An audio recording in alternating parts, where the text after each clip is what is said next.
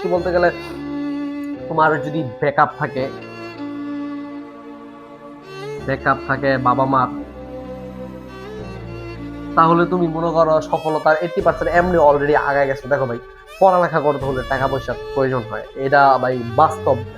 একটা উদাহরণ দিই, আমি যখন আমার এক বন্ধু ছিল, পড়ালেখা করতাম আমি আর আমার বন্ধু হৃদয়, দুজনই মোটামুটি ভালো স্টুডেন্ট ছিলাম। আমার বন্ধু হৃদয় আমার থেকে অনেক ভালো স্টুডেন্ট ছিল, কিন্তু আমরা যখন এইচএসসি পাস করি ভার্সিটিতে ভর্তি হবো, তখন তার ভার্সিটিতে ভর্তি হওয়ার টাকাটা ছিল না।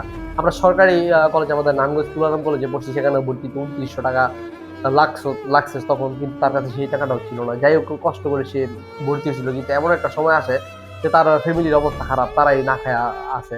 তখন সে তার ফ্যামিলিকেই ব্যাকআপ দিবে নাকি পড়ালেখা করবে, এমনকি তার কাছে ভাড়াও ছিল না গ্রাম থেকে নারায়ণগঞ্জে যাওয়ার। এমন অবস্থায় সে পড়ালেখাটা ছেড়ে দেয়, কারণ তার বাবা মার ওই ব্যাকআপটা ছিল না, ব্যাকআপটা ছিল না। যদি ব্যাকআপটা থাকতো তাহলে সে একটা ভালো পর্যায়ে পৌঁছাইতে পারতো আজকে। সো আমি মনে করি যাদের ব্যাকআপ নাই, মানে আমার বন্ধু হৃদয়ের মতো যাদের অবস্থা, তাদের উচিত এসএসসি পাস করে বিদেশ চলে যাওয়া, ফ্যামিলির হাল ধরা। আর যাদের ব্যাকআপ আছে, তোমরা পড়ালেখা করো, এগিয়ে যাও। হ্যাঁ, তবে সবারই উচিত চেষ্টা করা, কিন্তু বাস্তবতাটা খুবই ভিন্ন ভাই। যাদের ব্যাকআপ নাই, যাদের ওই রকম টাকা পয়সা নাই, তাদের পড়ালেখাটা করাটা, দুনিয়াটা তাদের জন্য খুবই কঠিন। হ্যাঁ, আপনি বলবেন ভাই ওই হ্যাঁ ওইটা করে লেছে, ভাই হ্যাঁ কিছু ছিল না, ভাই ওইটা করে লেছে, ভাই হ্যাঁ ডাক্তার হয়েছে, ইঞ্জিনিয়ার হয়েছে।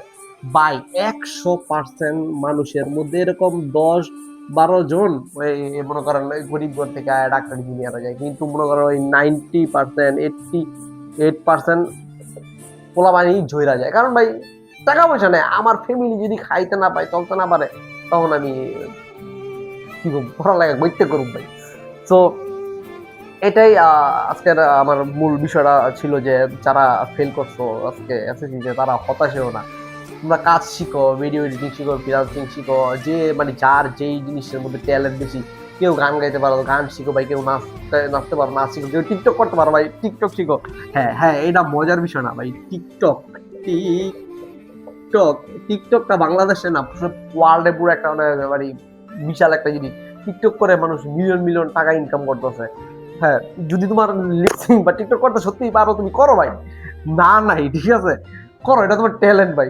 তো যার মধ্যে যে ট্যালেন্ট আছে সে সেটাই করো, দেখবা তুমি একদিন সফল হতে পারবা। তো এটাই একটা এসএসসি পরীক্ষার রেজাল্ট তোমার জীবন কোনোদিন পরিবর্তন করতে পারে না।